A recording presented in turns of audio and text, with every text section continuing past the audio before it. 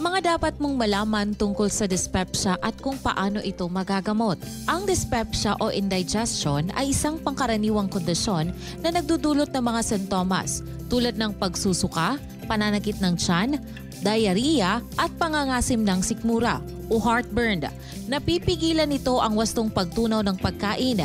Kadalasan ding ginagamit ang salitang dyspepsia upang ipaliwanag ang mga sintomas na nagdudulot ng pananakit o bigat na nararamdaman sa tiyan. Halos lahat ng tao ay makakaranas ng dyspepsia. Madalas itong nagaganap habang o pagkatapos kumain. Hindi man ito nakakamatay na kondisyon, maaari nitong mapigilan ang malayang paggalaw ng isang tao at makadestorbo sa pang-araw-araw na pamumuhay. Maaari din itong magdulot ng dehydration dahil sa sobrang pagtatae at pagsusuka. Ang pangunahing sintomas ng dyspepsia ay ang pagsakit ng tiyan o abdominal pain.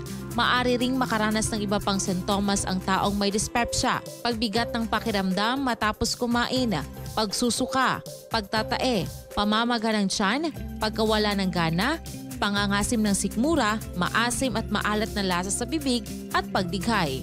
Tandaan na ang dyspepsia o indigestion ay maaring indikasyon ng malubhang karamdaman gaya ng diabetes. May maliit na pagkakataon rin na ang dyspepsia ay dulot ng cancer sa sikmura o stomach cancer.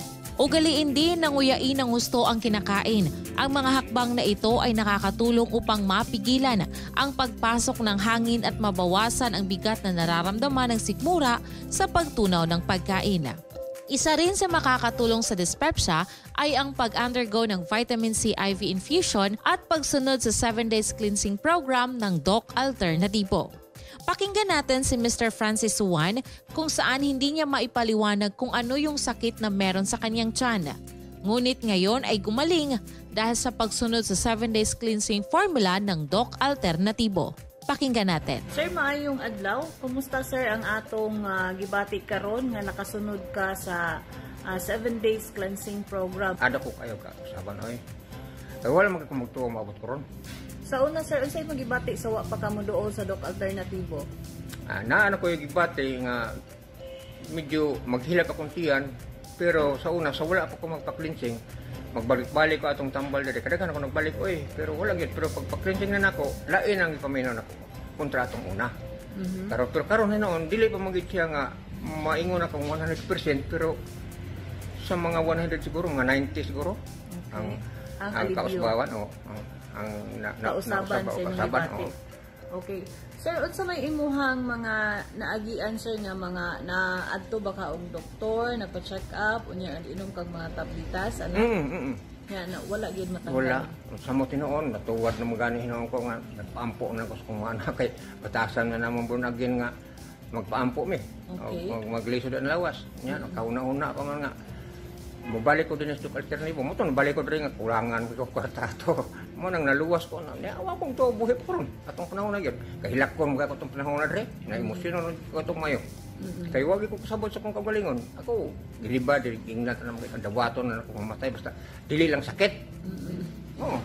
Okay, pero sa dihang nag-undergo ka sa 7 days second week ka cleansing program. Pasalamat ko bayo. Naingon ko ni Okay, asa dahil mo nadungog ang Doc Alternativo, sir?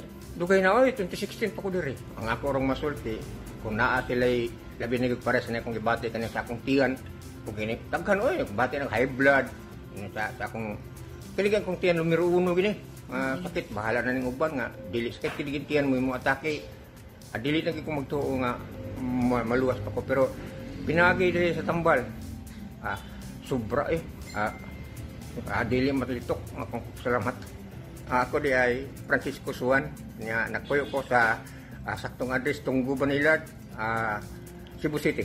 Para sa inyo mga katanungan, maaari po kayong tumawag o mag-text sa 0946-967-3211. Ito si Daisy Aranyes para sa Balitang Pangkalusugan.